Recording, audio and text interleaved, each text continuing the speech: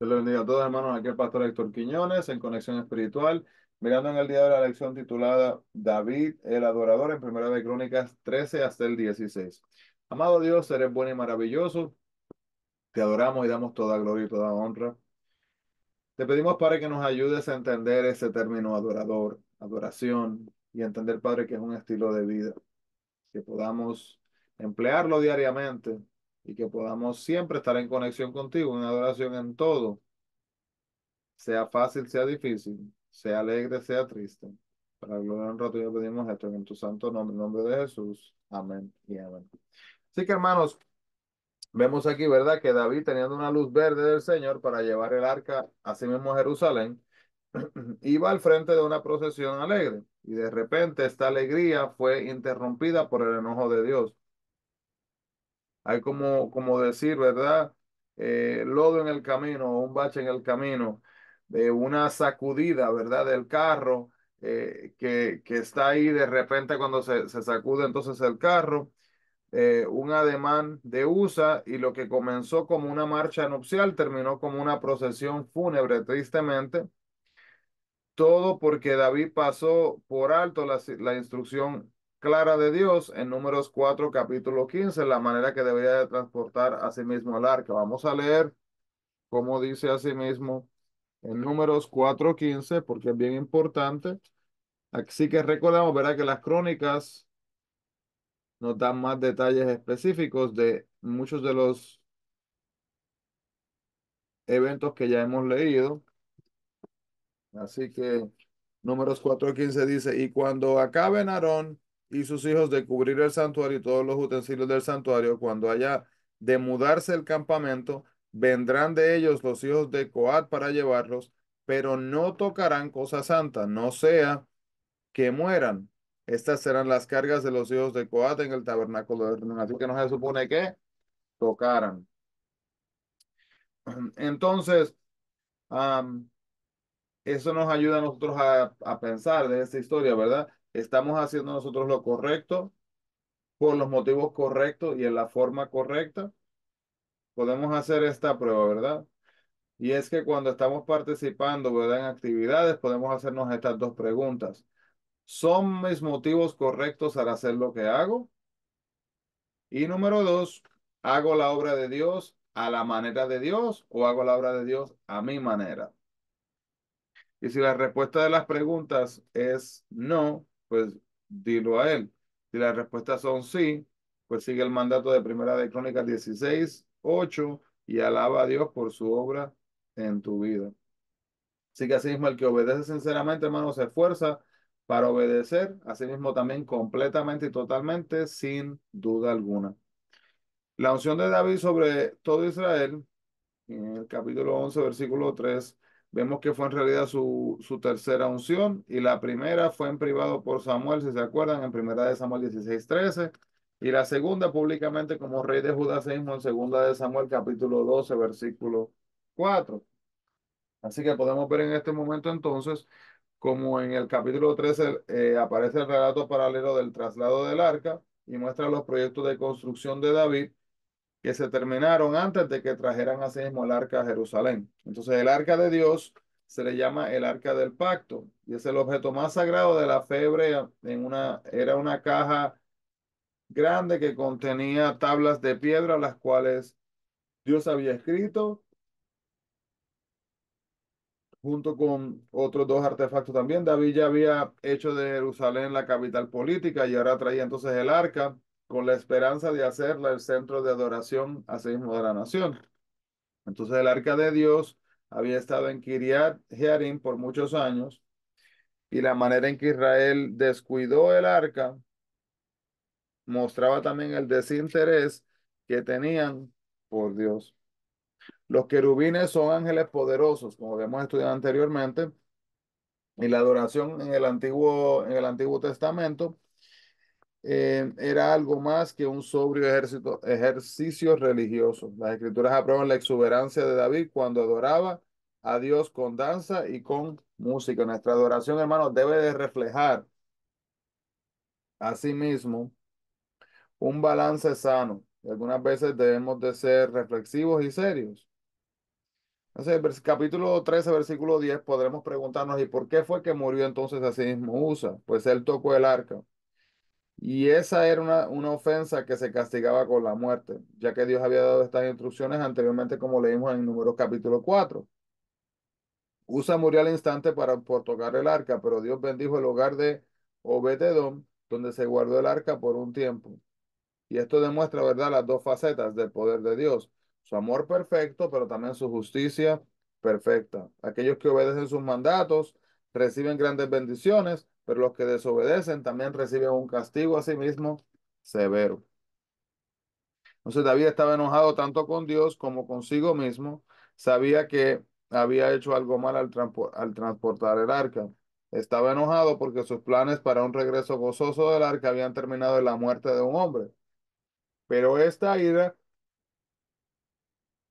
disculpen, se enfrió y dejó el arca en el hogar de Obed Edom hasta que pudieran encontrar la forma de llevarla a Jerusalén. Y esto le permitió descubrir las instrucciones de Dios para el transporte del arca. En otras palabras, cómo hacer el plan de Dios de la manera que Dios quería que así fuera hecho. Entonces vemos que el rey Hiram además envió madera y artesanos para ayudar a Salomón a construir el templo. Dios le dio a David honor y éxito, pero no simplemente para su beneficio, sino que David se dio cuenta de que Dios lo había prosperado por una razón especial, y era para el bien, asimismo también del pueblo.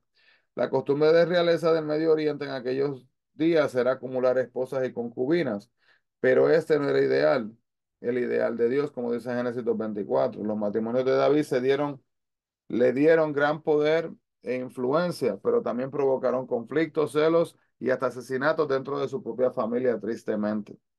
En segunda de Samuel 5 se encuentra un mapa de esa batalla y antes de que David fuera a la batalla, habló con Dios pidiéndole su presencia y dirección. También podemos ver la acción rápida y decisiva de David en contra de los ídolos. Lo ayudó a unificar su reino y a encauzar a la gente de adoración del Dios único y verdadero. Entonces él obedeció la ley que decía, sus altares destruiréis y quebraréis sus estatuas y destruiréis las imágenes de acera y quemaréis sus esculturas en el fuego. Así que la mayoría de los sucesores de David fracasaron en destruir los ídolos y esto condujo a una increíble corrupción moral en Israel con los dos famosos pecados que siempre repasamos, que fueron la desobediencia y la idolatría. Entonces, con frecuencia los soldados querían quedarse con recuerdos de la batalla y en 2 de Samuel 5:21 afirma, ¿verdad?, que uno de los hombres se quedaron con algunos de estos ídolos, pero David ordenó que quemaran los ídolos. Entonces, la única respuesta adecuada del pecado era desprenderse de él por completo, no un poquito, sino por completo. Los sacerdotes se santificaban para poder cargar el arca y santificarse significa, hermanos, literalmente separarse, apartarse con propósitos santos y en otras palabras, purificarse. El incidente al cual se refiere David aquí en capítulo 15 versículo 13, cuando el arca es llevada de regreso a Israel en una carreta de bueyes, estos tropezaron. Usa al tratar de evitar con sus manos de que se cayera, fue muerto instantáneamente. El error no estuvo en el deseo de David de trasladar el arca, sino en el método que usó para este propósito. David lo que hizo fue que ignoró o quizás olvidó las instrucciones específicas de la ley de Dios acerca de la manera en que debía de trasladar el arca. Cuando fracasó en el primer intento para trasladar el arca, él aprendió una importante lección, que cuando Dios da instrucciones específicas, debemos de ser sabios y seguirlas con precisión. Entonces, la gran procesión musical fue designada como un acompañamiento propio para la ocasión y eso lo que hizo fue que aumentó a sí mismo el entusiasmo. David estuvo dispuesto a verse ante los ojos algunos para poder expresar a Dios su gratitud total y sincera. Y vemos en el capítulo 16, ¿verdad?, que algunos levitas fueron designados para alabar y agradecer constantemente a Dios. La alabanza y la acción de gracias, hermanos, debe de ser una parte continua de nuestra vida. ¿Cuándo fue la última vez que le dijo gracias a Dios? ¿Cuándo fue la última vez que le adoró? Le dijo, te amo, te glorifico. Y reconoció su grandeza, o habló de su gloria, dijo aleluya, santo.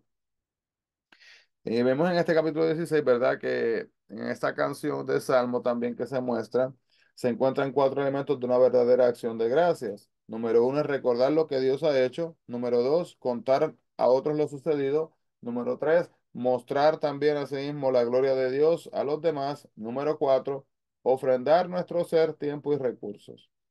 Así que diversas partes de este salmo son canciones paralelas del libro de los Salmos. Y este pacto pues fue hecho con Abraham y luego extendido a Isaac y a Jacob. Dios prometió dar la tierra de Canaán, actualmente Israel, a sus descendientes. Y podemos ver, hermanos, así mismo que la base de la alabanza es declarar el carácter y los atributos de Dios a presencia de otros. La alabanza genuina incluye además el atribuir la gloria a Dios. Asaf y sus compañeros levitas ministraron en el templo. David llegó el arca a Jerusalén, aun cuando el tabernáculo estaba en Gabaón. Su plan era reunir el tabernáculo y el arca en un nuevo templo en Jerusalén, entonces que se convertiría en el único centro de adoración para Israel. Pero el templo no fue construido sino hasta la época de Salomón, porque Dios le había dado esa tarea a su hijo a Salomón, ya que no quería que se viera que el templo había sido construido, ¿verdad? Bajo una persona que tenía manos de sangre de las batallas y las luchas y las guerras. Señor, gracias, Padre, por esta palabra y por recordarnos, Señor, que tenemos que seguir tu palabra al pie de la letra, no cambiar solamente con el buen pensamiento, pensando que estamos honrándote, sino obedecerte como lo mereces. Guía nuestros pasos, Espíritu Santo, danos discernimiento para que podamos honrarte como esperas que lo hagamos. En el nombre de Jesús. Amén y amén. Así que, hermano, Dios le bendiga grandemente y no se olvide, busquemos la presencia del Señor. Bendiciones.